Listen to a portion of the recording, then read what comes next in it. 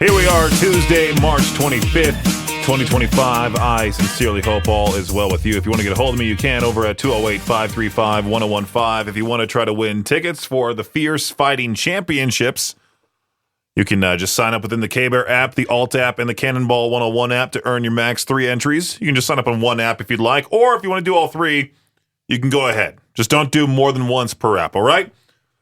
At some point this afternoon, I'll also give out that cue to call for Whispering 311. And we'll see if somebody can guess the lyric correctly. Win tickets to go see 311 Bad Flower and Sitting on Saturn live at the Portneuf Health Trust Amphitheater in Pocatello on Saturday, August 16th. It's going to be a great show. Even though I'm not the biggest 311 fan, but I'm excited for at least another big show to make its way to the area. But anyway, I was reading this story here prior to, starting this show, about this 81-year-old coach, Jim Zullo. He's facing charges of harassment in the 2nd degree and has been summoned to court by cops as a result of, he's a coach of a girls' basketball team. And I don't know the pretense of this story. I don't know what happened beforehand, but the coach pulled the girl's hair. Like, pulled the ponytail, made her tilt her head back, and that was it. It was all caught on video. A lip reader supposedly revealed what he said, but yeah, this is a high school basketball team. You can't touch players, dude. I get it because he's 81. He's used to his older ways of coaching. I mean, I've heard many stories, not just from my dad, but from many other people who have played high school and collegiate sports back in the day, and even myself. Playing in college at Fullerton College and Cypress College, things can get very spicy or intense at practices, games. I mean, tons of stuff I can't repeat at all. I mean, I barely had any hair, so they couldn't pull it, but I mean, now they really can't. They can try pulling the beard, but I did have a coach when I was a kid, grab me from my collar and pull it up. That coach got in trouble too. I mean, I'm sure this coach, being 81 years old, probably back in the day got away with a whole lot more than what he can now. But now he's out of the job. He's completely done. I don't know if the school is going to reward anything to that girl, but that girl is a senior. She was tearing up for some reason. Maybe the game didn't go the way they wanted it to. But this guy named Jim Zullo? His last name's Zullo. Had been a longtime high school basketball coach in upstate New York, initially retiring in 1999 after a 34-year career as a coach, and just decided to come out of retirement in 2023, and that didn't last long. So, yeah, maybe he's better off just retired and letting the younger people coach the team and not touch the players. I was reading here that the Texas House of Representatives is considering a resolution that would make the tomahawk ribeye the official steak of Texas. Do we have an official steak of Idaho or any other state for that matter? Official steak of Idaho. The finger steak. Well, duh, yeah. Okay. While Idaho doesn't have an official steak, the state is known for its Idaho finger steaks. That makes sense. Crunchy, breaded, or batter-fried strips of whole beef, often served with a nice tangy sauce. That sounds delicious. Sounds pretty good. What's the official steak of California? Let's see if there even is one. The tri-tip is sometimes referred to as the California cut or the Santa Maria steak. Okay, sure. But the tomahawk ribeye, the official steak of Texas, Representative Ken Keene is leading the charge, claiming the tomahawk ribeye is the most premium cut in the Lone Star State. This move comes in response to the Senate's proposal to rename the New York Strip as the Texas Strip. Are we doing this type of thing now, like the Gulf of Mexico, Gulf of America thing, but we're now doing it with steaks? The New York Strip, the Texas Strip, who cares? It's steak, and I mean, to me, steak is one of the more overrated foods. I mean, it's expensive. You got to be really good, a really good chef in the kitchen to know how to properly cook it, keep all the juices inside. There's a lot of work involved. I'd much rather be lazy when I'm in the kitchen and just, I don't know, throw it in the pressure cooker, throw chicken in the pressure cooker. Cook it up that way instead. Cook up something else that's so much easier.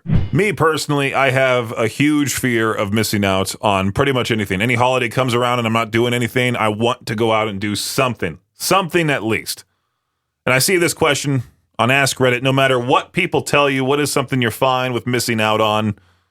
Times Square on New Year's Eve. I want to experience that at least once. But instead of being one of the many people sardined into the area there, I'd much rather be a part of, I don't know, hosting it. Take over Ryan Seacrest's position. That'd be nice, wouldn't it? And I think his biggest complaint about doing that was that there's no good food when the whole thing is over with because all the restaurants are closed, which I doubt. Victor and I made fun of that. You can listen to that. I believe that break is available on demand as part of the Peaches Pit Party podcast. One of the previous episodes, I don't know which one, but if you really want to dig it up, you sure can. High school reunions. Now, I was kind of bummed out. My first high school that I went to actually had a reunion, but it was the weekend after Thanksgiving, and I didn't necessarily want to just fly back for that. I could have, but I was mostly wanting to fly back home for Christmas, and then the other high school that I actually graduated from, Ocean View High School, didn't have anything with a high school reunion. I think they're only doing the 20-year reunion, 30-year reunion, 40-year reunion. They're not doing 10, which, I mean, I get it. But still, 10 years is a long time. A lot of my classmates look entirely different. I mean, I look entirely different from back when I graduated high school. Yeah. Instagram, it's causing a huge issue with mental health, is what someone wrote. I wish I could be like that, but Instagram, I just like to share memories. That's like my online scrapbook. Crypto. What is something you're fine with missing out on? I might need to ask this to Peach their own later this afternoon during the 4 p.m. hour. Well, this is terrifying, almost as terrifying as the story that I talked about on the air, which also terrified a few listeners about the guy that picked his nose and ruptured an artery. He almost ended up bleeding out. He had to go to the hospital for emergency treatment. Well, if you have one of those massage guns, those Theraguns, they can be great for releasing muscle pain, but never use it on your neck, apparently. This video on TikTok of this lady. Now, I don't know if I believe her explanation because I don't really trust TikTok videos, especially when a girl's just talking to her phone. She talked about a friend who did just that. She put the massage gun on her neck, and that friend suffered a stroke. The friend's doctor says the massager may have created a blood clot in the brainstem, triggering the stroke. What's the problem? Well, the muscles in your neck are actually very small, and it's a lot easier to hit arteries, major nerves, or other critical body parts. It's quite frightening to see stuff like this. I mean, I don't have a massage gun. I don't plan on it now. This right here is your Shot Clock Sports Update. Kentucky's men's coach, Mark Pope, and his wallet, they're both very happy that the Wildcats made it into the NCAA Tournament's Sweet 16 during his first year as coach. The accomplishment achieved a clause in his contract that gives him an automatic one-year contract extension worth $6.25 million and a $50,000 bonus. A nice solid, good for you from Mark Pope. Pope will need that bonus to pay a bunch of bills as he promised to give fans gas money if they drove from Kentucky to Milwaukee, which is where the team played during the first weekend. South Carolina pitcher Dylan Askew missed a start over the weekend because of an injury caused by a teammate. Askew was in the bullpen at Arkansas's field with his fellow pitchers during his team's batting practice. One of his teammates crushed a home run, and apparently Askew wasn't paying attention as the ball just hit him right in the head. Askew ended up being placed in concussion protocol after the accident. That would be my luck for sure. The Chesapeake Bay Sox is a minor league baseball team in Maryland. They hopped on the trend of doing a fun renaming stunt and came up with the Chesapeake Oyster Catchers. The rebrand also included a new logo of a catcher's mitt with an oyster inside. Yeah, well, if you see the logo, I can't describe what it looks like on the air, but the team saw what the logo looked like, figured this out quickly, and is making the most of it by announcing that they'll be donating 10% of all Oyster Catchers merch to a cervical cancer charity, which, I mean, that's a good way to put it there. That's a great thing to do. Kind of ride the meme, I guess. But anyway, that does it for your Shot Clock Sports Update right here on K-Bear 101. Sometimes I think life around here isn't all that boring. There's things happening all the time.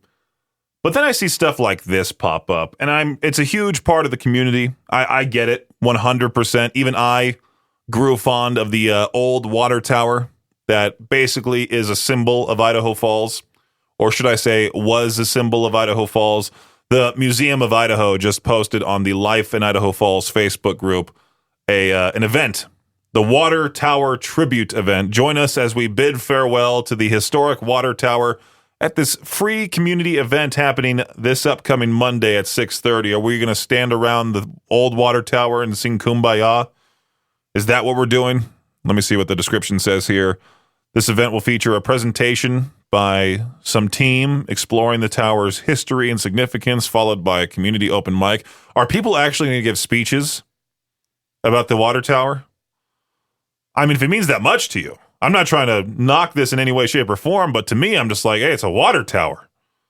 Like, who's going to provide this emotional speech? Is somebody going to cry at this event? Like, I'm going to miss it so much. You know what? I make fun of that, but at the same time, when my parents decided to get rid of a tree in their front yard, I was kind of sad about it. So maybe people will cry, and it's valid. It's hard to believe that on this day 3 years ago, we lost Taylor Hawkins of the Foo Fighters, of course. I mean, I posted a nice little tribute to him this morning, but 3 years, I mean, that went by extremely fast. I remember because I was getting back from an afternoon jog, and I opened up my Facebook because I was about to approach my apartment. For some reason, I'm like, you know what? Let me see what's on Facebook right now. First thing I see is radio host Eddie Trunk saying, Taylor Hawkins just died? What? And he like posted some status about it. I'm like, no, this can't be. I know Eddie Trunk has credible sources, but I'm like, yeah, I'll have to dig into this. And sure enough, yeah, right as it was announced he died, I saw the news. TMZ put up an article about it. And then I think at the time that there was a Friday night into Saturday that it happened. So I think one of us came in here to the studio and lined up a Foo Fighters song at the top of every hour. Kind of did something like that, but I can't believe it's already been 3 years since that happened. I should have played the Foos as part of should have been my pick of the day, but maybe I can make up for that here in just a few. Idaho's only rock station, K-Bear 101. The video that I posted in the K-Bear 101 Idaho Rock and Metal Facebook group about Randy Johnson killing that bird accidentally. He pitched a fastball right down the middle. The bird just somehow, some way, flew right in front of the baseball as it was in the middle of its pitch, and the bird just exploded. Feathers went everywhere. Everyone, it was yesterday, 24 years ago on that day that event happened, and well, Randy Johnson is now I believe he's a concert and sports photographer. Randy Johnson, I think, is the tallest baseball player ever. Tallest professional baseball player ever. He's 6'11". He's taller than me by like 2 inches. And the dude was one of the best pitchers of all time. And it's cool that he's now into photography. But I was thinking about it. I'm like, you know what? People are already complaining that I stand in front of them at shows. I can't imagine that guy in the photo pit right in front of the stage.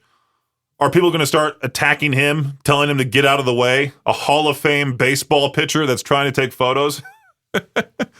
I would love to do something like that. Just take photos at concerts, put them up on our social media feeds. But, I mean, maybe if Randy Johnson's getting away with it and people aren't getting mad at him for getting in the way or being too tall for people to see, maybe I can do it. Sure. I mean, I need to make the millions of dollars that like he did when he played professional baseball in order to get myself a nice, expensive camera. So, I mean, I better start practicing pitching now. I still have time, right, to make it to the major leagues for baseball.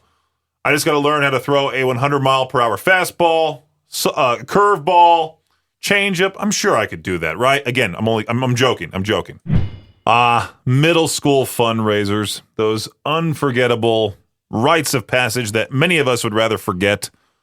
Remember the endless catalogs filled with overpriced cookie dough, wrapping paper, other trinkets? We were all coerced into hawking these items to unsuspecting neighbors and relatives, all for the promise of those glorious prizes like plastic toys, or if you were quote unquote lucky, a chance to be principal for a day, which I don't know if I knew anybody that won that or if they really got to do anything. I think they just got to hang out in the principal's office, but the real prize was the character building experience of facing rejection at every doorstep when it came to one of these dumb middle school fundraisers. I was reading this story here about this family outraged that this fifth grader out of Mann Elementary School in Long Beach, California, very close to my hometown, literally the town next door.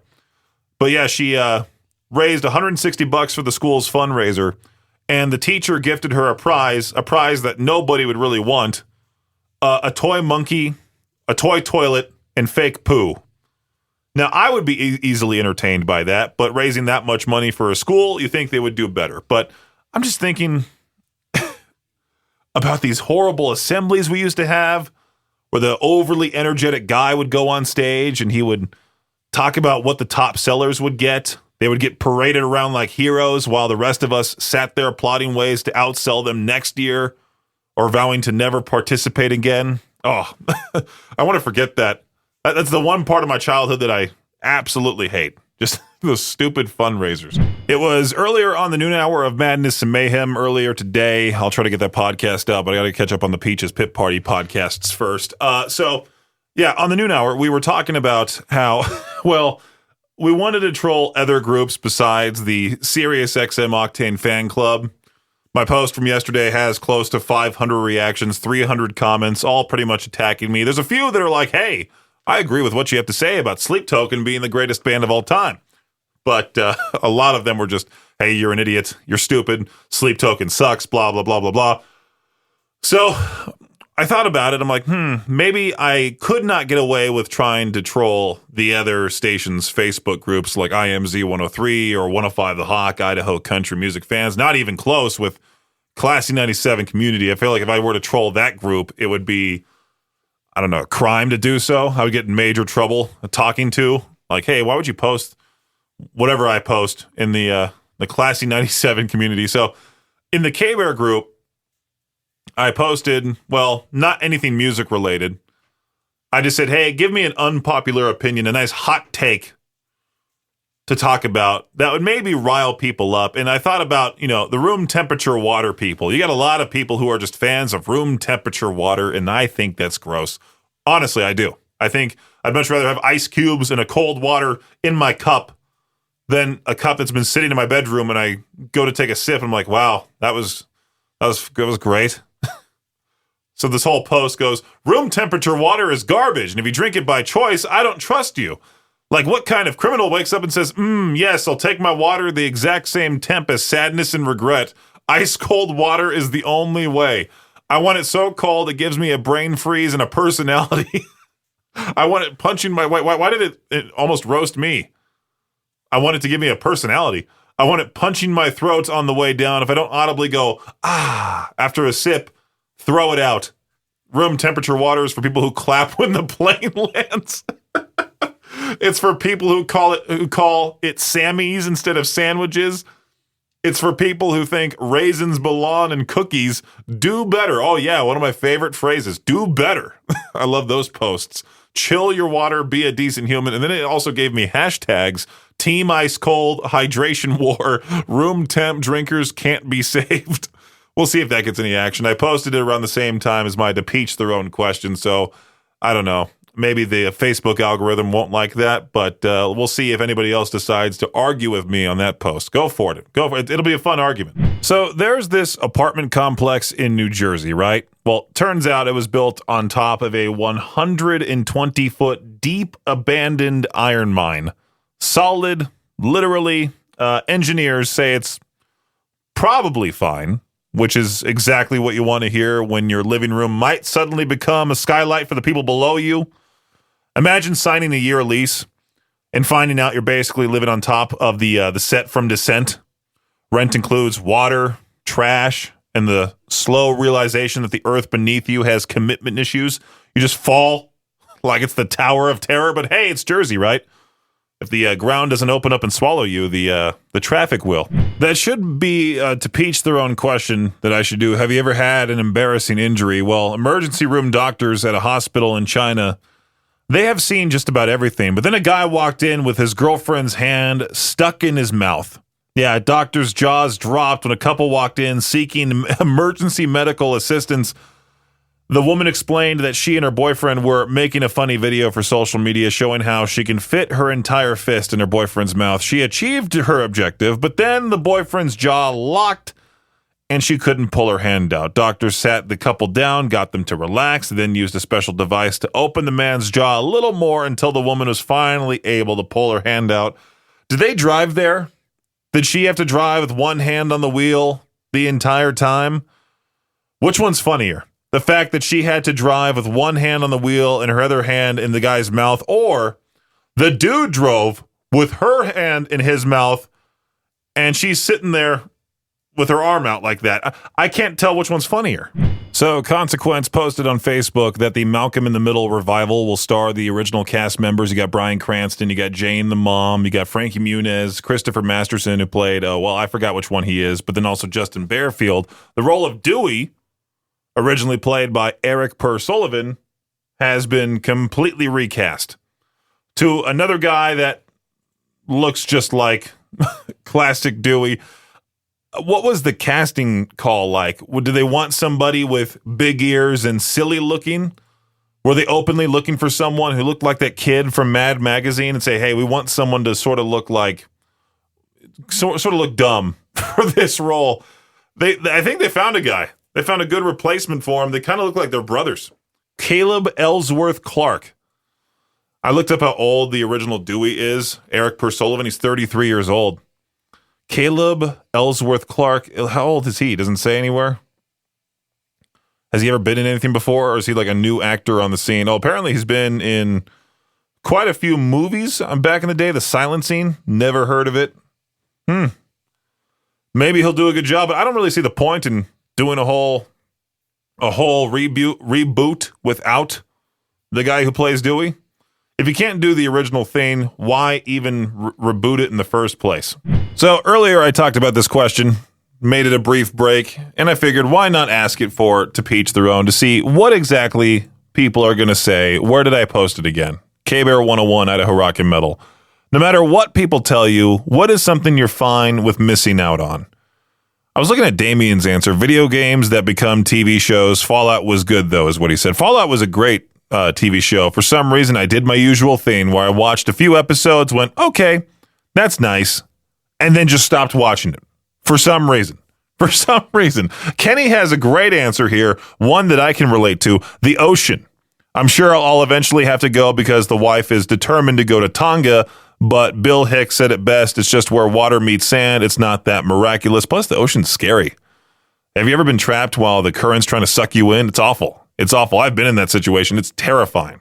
So no matter what people tell you, what is something you're fine with missing out on? Let me know. Call in right now to the show at 208-535-1015. Hey, K-Bear, how's it going? Not too bad. James, glad to hear from you, man. No matter what people tell you, what is something you're fine with missing out on? Bungee jumping or any of those like sky coaster things. Dude, I tell you, my friends and I did this hike in California called the Bridge to Nowhere, and on top of the bridge, you can bungee jump for like $120. You couldn't pay me $120 to bungee jump off of that thing. Yeah, no. I feel like I'm so big, the thing will just snap, and sure enough, I'll just go flying right into the rocks. Yeah, show me the inspections, the last load test on the bungee cords, all that good stuff. Oh yeah. It's and even then, I'm still not going to do it. Would you rather? Now, if you were forced to, no, I wouldn't say you're forced to. If you were offered $1 billion to either bungee jump or skydive, which one would you do? I'd go skydive. Same here. Bungee jumping is just one big wedgie from what a lot of people have said who have already done it. Forget that. All right, change of plans. Let's not do to each their own right now. Let's instead give away some tickets to 311 Bad Flower and Sitting on Saturn.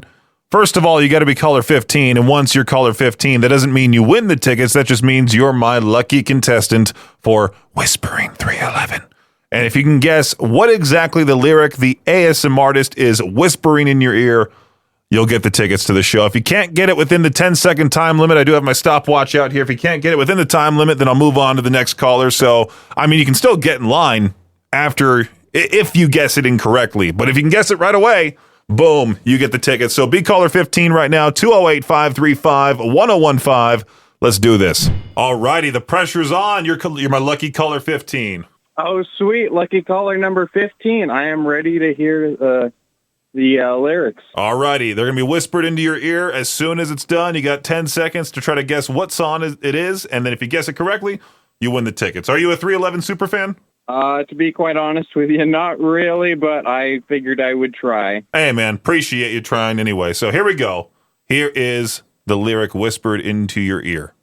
I know a drugstore cowgirl, so afraid of getting bored. She's always running from something, so many things ignored.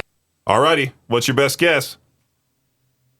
I don't even know. Amber? That's not it. That was the song yesterday. Just keep trying to call in, man. I'm gonna go through this. I'm gonna go to this next caller here. Okay. All right. K-Bear, how's it going? Good, how are you? Good. Lucky caller 15 did not guess it correctly. Are you ready to hear the lyric? Sure. All right, here we go. I know a drugstore cowgirl, so afraid of getting bored. She's always running from something, so many things ignored. All right, what's your best guess? I totally missed what the whole game was. I'm guessing a song. I just heard caller number 15. Yeah, that's it. Come on, you got 10 seconds. Sleepy something. I know you guys are doing a concert or something for that. Incorrect. Let's move on to the next caller here. K-Bear, how's it going? Good, how are you? Well, lucky caller 15 did not guess it correctly. Caller 16 was completely lost. So, are you ready to play this game? Let's do it. All right, here's the lyric. I know a drugstore cowgirl, so afraid of getting bored. She's always running from something, so many things ignored. What's your best guess? Drugstore cowgirl? That's not the song title. Good. That's incorrect. I'll have to move on to the next caller here. Thanks. K-Bear, how's it going? Good, how are you? Doing fantastic. Are you a 311 super fan? Oh, I don't say super fan, but I'm a fan. You're a fan, and you know some of their biggest tracks, right? Sure. All right, so caller 15 got it incorrectly. Caller 16 had no idea what's going on. Caller 17 was incorrect. Let's see if you can get it here. I'll play you the lyric right now.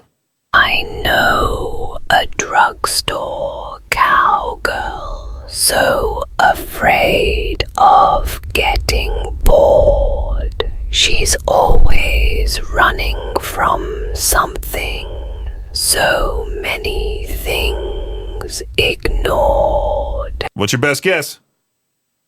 Is it Beautiful Disaster? There we go. You are my lucky winner, man. You got the pair of tickets for 311 Bad Flower and Sitting on Saturn. Right on. The previous caller said Cowboy Drugstore, and I think he was... I forgot exactly what his process was for that. I think he was just under pressure. But yeah, man, you got it correctly. You won the pair of tickets. What is your favorite station? K-Bear 101. Thanks for listening to Peach's Pit Party, the podcast. If you enjoyed the show, please share, subscribe, and rate the podcast. Peach's Pit Party is hosted by me, Peaches, a.k.a. Brendan Peach, and is a production of Riverbend Media Group. For more information or to contact the show, visit riverbendmediagroup.com. Until next time, Peach out.